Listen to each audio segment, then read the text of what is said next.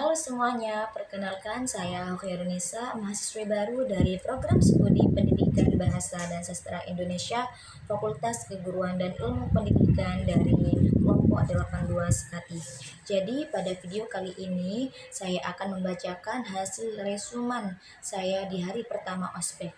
Jadi di hari pertama ospek itu terdapat 4 materi. Yang pertama itu tentang toxic relationship.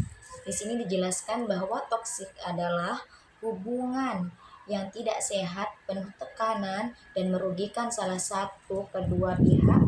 Topik ini penting karena dampaknya besar terhadap kesehatan mental dan kehidupan sosial. Di sini juga ada ciri-ciri toxic relationship. Yang pertama itu merasa takut atau tertekan dalam hubungan. Yang kedua adanya kontrol atau paksaan terhadap pilihan pribadi.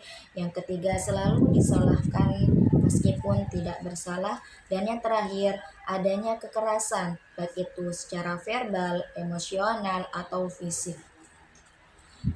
Dan di sini juga ada dampak toxic relationship. Yang pertama itu fokus kuliah terganggu. Yang kedua, kesehatan mental menurun. Yang ketiga, menarik diri dari lingkungan sosial. Dan yang terakhir, merasa tidak berharga.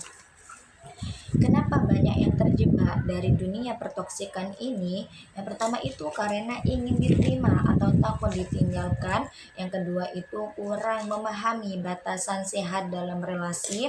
Yang ketiga menormalisasikan perilaku toksik dari film atau media sosial. Materi yang kedua yaitu tentang infografis layanan konseling Universitas Trunojoyo Madura, yaitu ruang untuk mendengar, berbicara, dan tumbuh.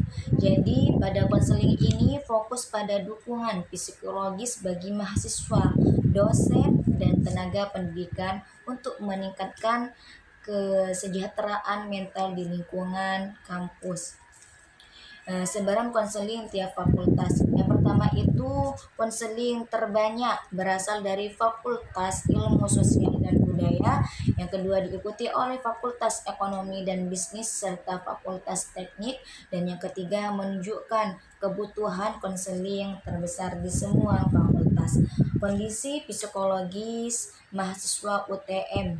Jadi masalah yang paling banyak dihadapi itu tentang mahasiswa tidak fokus. Di sini sudah terjadi 38 kasus. Yang kedua itu mengalami kekerasan, sudah terjadi 28 kasus. Yang ketiga perubahan mood ekstrim, dan di sini juga sudah terjadi 11 kasus.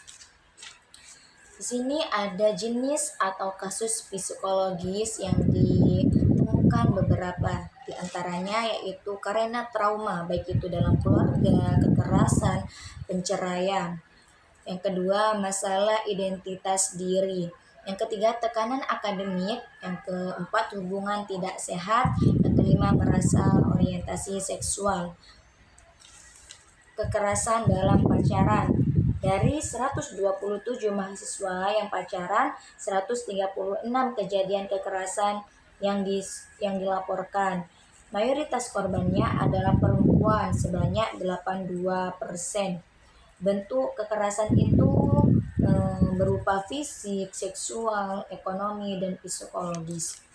Dan materi yang ketiga yaitu Golden Ways to Compliance. Di sini ada 5 kunci.